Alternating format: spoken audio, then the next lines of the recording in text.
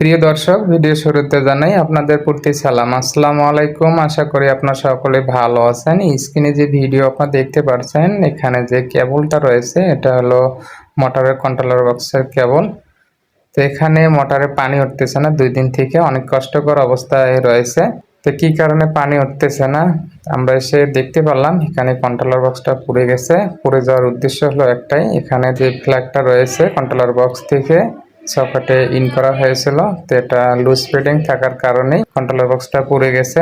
তো আপনাদের বাসা বাড়িতে যখন এরকম কন্ট্রোলার বক্সে প্লাগ ইন করবেন সকেটের মধ্যে, লুজ ফিটিং হওয়ার কারণে কন্ট্রোলার বক্সগুলো পুড়ে যায়। তাই আপনারা এই ভুলগুলো কখনো করবেন না।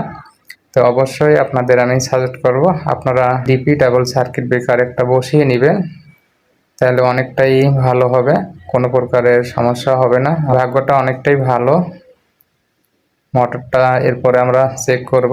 আপনারা দেখতে পাচ্ছেন ক্যাপাসিটরটা পুড়ে গেছে, সেই সাথে কন্ট্রোলার বক্সের যে ভিতরের অংশ তারগুলো সবগুলো পুড়ে গেছে। আপনারা দেখতে পাচ্ছেন এই প্লাগটা যখন ইন করা হয়েছিল লুজ ফিটিং থাকার কারণেই মোটরে যখন লোড পড়ছে একটু হিট হওয়ার কারণে এই লুজ ফিটিং যখন সমস্যা পড়ছে তখন এই কন্ট্রোলার বক্সের ভিতরের অংশগুলো পুড়ে গেছে। তাই আমরা কন্ট্রোলার বক্সটা খুলে নিয়ে এখন আমরা চেঞ্জ করব ভিতরের অংশগুলো।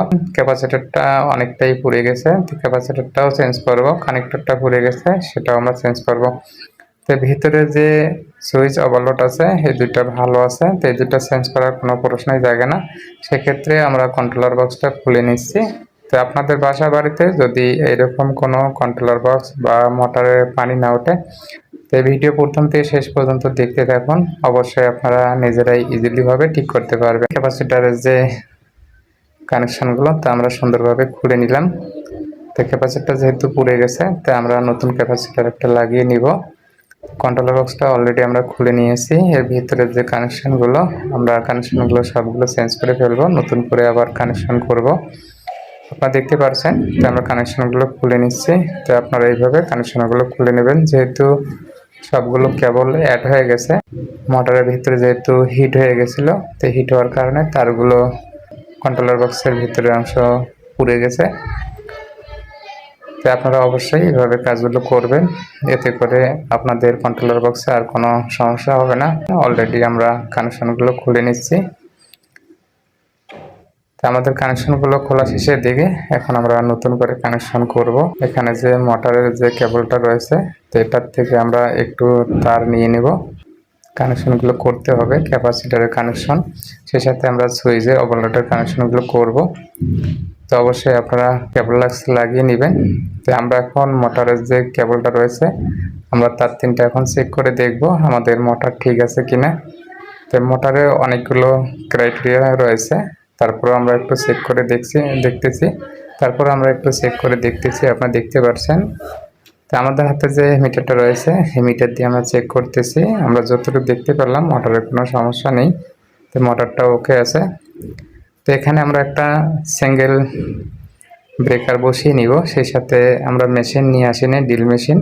তো আমরা এখানে হোল করতেছি, বক্সটা বসিয়ে নিব একটা সিঙ্গেল ব্রেকার বসানোর জন্য। আমাদের বাসা বাড়িতে এইরকম যদি সকেটে কানেকশন করা থাকে অবশ্যই কানেকশনটা চেঞ্জ করে আপনারা ডাবল সার্কিট ব্রেকার একটা লাগিয়ে নেবেন, এতে করে আপনাদের কন্ট্রোলার বক্স মোটর অনেকটাই নিরাপদ থাকবে।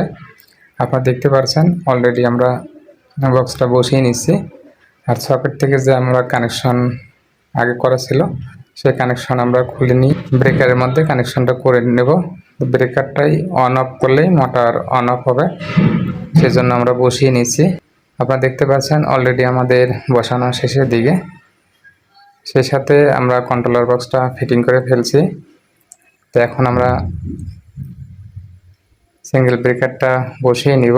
তো আপনারা এইভাবে কাজগুলো করে নেবেন।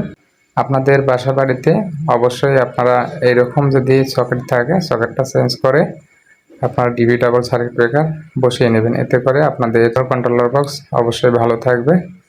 আপনারা দেখতে পাচ্ছেন আমরা কেবলগুলো কানেকশন করে নিয়েছি সিঙ্গেল ব্রেকার থেকে।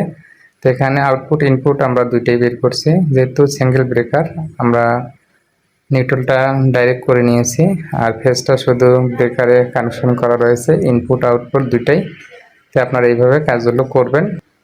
কন্ট্রোলার বক্সের ভিতরের অংশ আমরা কানেকশনগুলো করতেছি। তো অলরেডি আমাদের কানেকশন করা শেষের দিকেই। এখন আমরা ক্যাপাসিটরের কানেকশনটা করে নিব। মোটরের যে কেবলগুলো রয়েছে তো কেবলের কানেকশনগুলো আমরা করে নিচ্ছি। তো এখানে সুইচ ওভারলোডের কানেকশন করা শেষের দিকে। এখন আমরা ক্যাপাসিটরটা কানেকশন করে নিব। তো আপনারা এইভাবে কাজগুলো করবেন। আর যখন কানেকশন করে নেবেন, অবশ্যই নাটগুলো একটু ভালো করে টাইট করে নেবেন। তা না হলে লুজ থাকলে যে কোনো সময় এক্সপায়ার হতে পারে।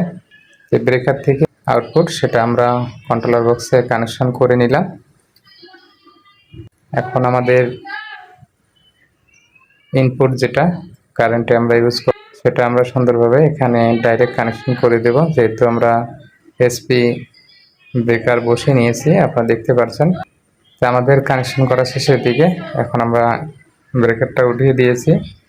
এখন দেখব আমাদের মোটরে পানি ওঠে কিনা। তো যতটুকু আমরা কাজ করে ফেলছি অবশ্যই পানি উঠবে, এতে কোনো সমস্যা নেই। অলরেডি আমাদের মোটরে পানি উঠবে, একটু পরেই আপনারা দেখতে পারবেন। এখানে যে কানেকশনগুলো রয়েছে তো কানেকশনগুলো আমরা একটু ঘুরিয়ে নিলাম। পানি উঠতে যদি একটু সময় নেয় তাহলে আপনারা অবশ্যই কানেকশনগুলো একটু ঘুরিয়ে নেবেন, পানি অবশ্যই উঠবে। আর আমরা মিটার দিয়ে চেক করব, দেখি আমাদের কত এম্পিয়ার। মিটারে আমাদের 14 এম্পিয়ার। অলরেডি মোটর পানি উঠতেছে। ভিডিওটা ভালো লাগলে লাইক, কমেন্ট, শেয়ার, সাবস্ক্রাইব করে সাথে থাকবেন।